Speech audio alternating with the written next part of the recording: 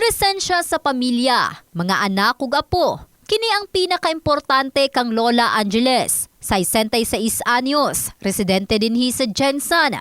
Sa iyang edad kabalaka matud pa niini ang mag-inusara. Maong sa gamay nga panahon, malipay na kini nga sila magkauban. Lisod kay kaayo, mas maayo kay nga may ara kang kauban. Kay kung kami lang, duwa lang mi sa balay, kung wala kami mga apo, duwa lang mi sa balay, mingaw. Mingaw tapos halimbawa kung ano matabo sa amo kay pareha sama kami may sakit.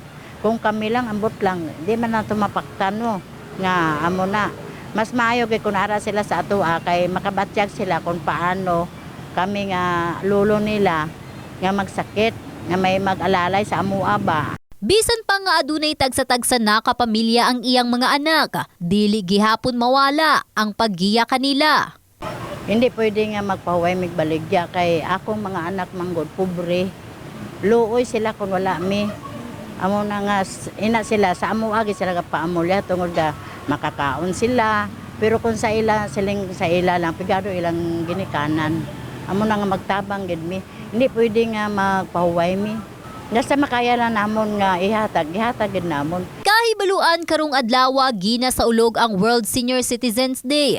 Base sa pagtuon, gina sa ulog kini aron sa paghinumdom sa ilang kamahinungdanong kontribusyon sa komunidad. Gawas niini ang paghinumdom sa mga hagit kanila nga gikinahanglang tagaan og pagtagad sa mga kabanay sama sa pagsiguro sa ilang kahimsog sa pangisip ug panglawas. Alang sa pipila ka estudyante kinahanglan usab nga bisag sa usa ka tuig. Dunay adlaw ang atong mga lolo ug lola. Sila tong part sa akong family life kapag nakoy problem, sila akong ginadtuhan.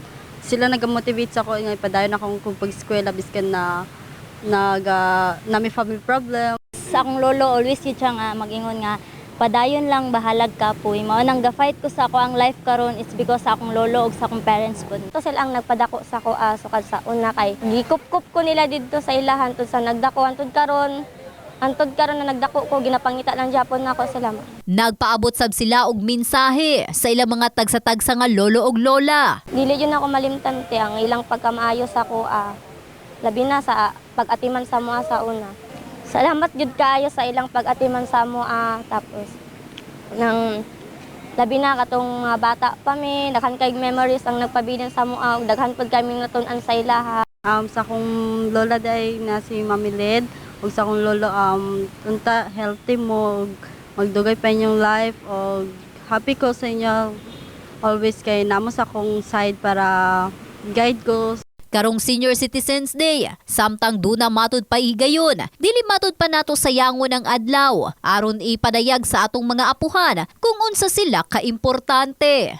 In the heart of changing lives, kini si Russell Jean Mantile, Brigada News.